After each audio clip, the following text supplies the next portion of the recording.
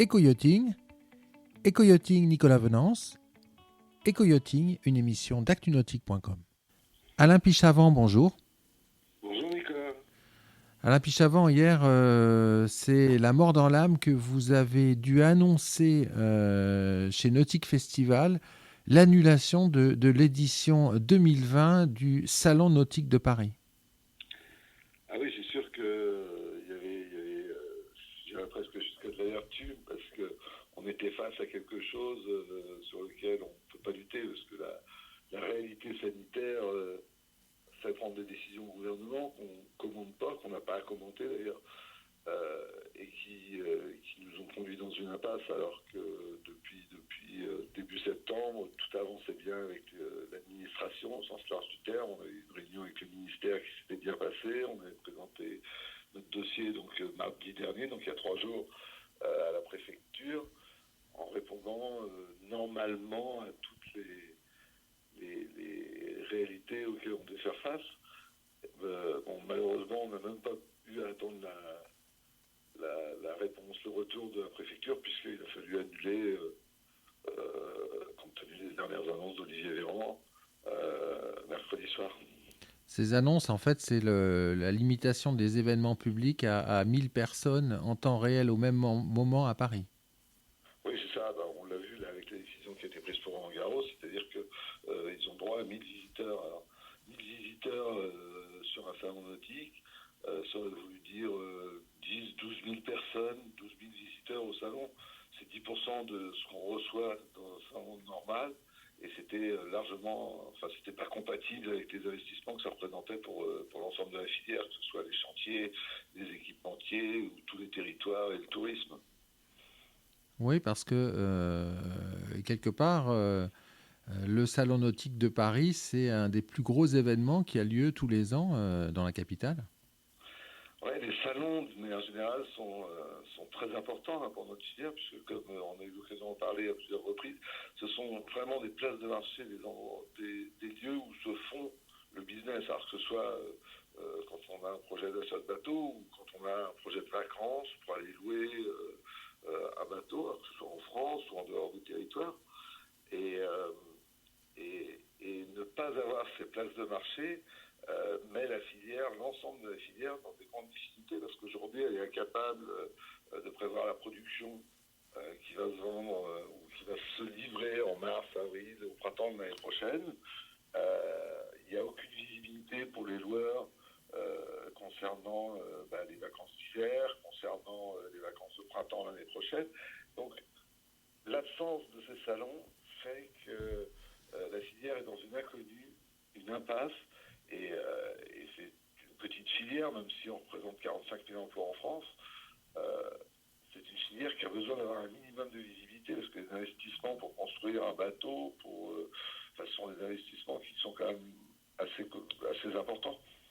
Alors ça, dans un contexte en fait où on l'a vu entre le mois de mai et puis la mi-septembre, le nautisme n'a jamais autant attiré la population, les plaisanciers et les néo-plaisanciers. Ouais, alors c'est sûr que la sortie du confinement, le besoin de liberté peut-être, le besoin de pleine nature, a fait qu'on a trouvé de nouveaux consommateurs. Et ça, c'est vrai dans les sports de glisse, c'est vrai dans le petit motonautisme, c'est vrai dans la voile. Il y a eu une consommation nautique. Alors, c'est vrai aussi à cause des conditions météo qui ont été quand même plutôt assez favorables cet été, cette saison, même, parce que ça s'est prolongé jusqu'à ce week-end. Euh, Ces nouveaux consommateurs, c'est important maintenant de les fidéliser, de bien les faire rentrer dans ce type de pratique. Alors ce qui est vrai pour le nautisme est d'ailleurs vrai pour l'outdoor en général. L'outdoor a très très bien fonctionné, la montagne a également très bien fonctionné. Cet espace de liberté, peut-être ce rapprochement avec la nature, ça semble bien correspondre à l'évolution de notre société. Et le manque d'opportunités qu'on va avoir aussi de leur montrer les nouvelles opportunités du nautisme, le développement qui se crée, parce que le nautisme est une filière d'innovation.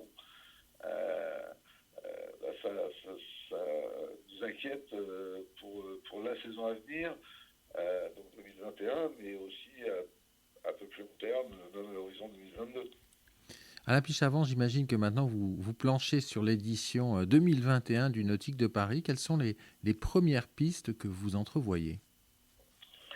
Alors effectivement, on y pense parce que l'option de ne pas tenir le salon existait quand même depuis un petit moment, hein. On était bien conscient que le risque sanitaire existait. Donc on est sur des axes de réflexion. Ce qu'il y a de certain, c'est que l'édition 2020 aurait été différente, puisque, comme vous le disiez tout à l'heure, euh, on prévoyait de faire 3 salons, 3 univers. Un salon qui était plus dédié à la voile et au tourisme, au territoire également. Un salon du motonautisme, et puis un salon de l'équipement, des sports de pleine nature, des sports de glisse. Donc on avait 3 événements. Donc le salon, en plus les contraintes sanitaires, nous auraient imposé de faire sortir les visiteurs d'un hall avant de rentrer dans un second univers. Euh, donc ça fait partie des pistes. Les pistes, la deuxième piste, on a bien vu que la réalité économique, puisque c'est l'une des raisons pour lesquelles on n'a pas pris le risque d'engager la filière dans des dépenses à considérer, parce que si on avait dû annuler le salon 15 jours ou 3 semaines avant, les dépenses qu'auraient consenties les exposants pour venir au salon auraient été très très importantes.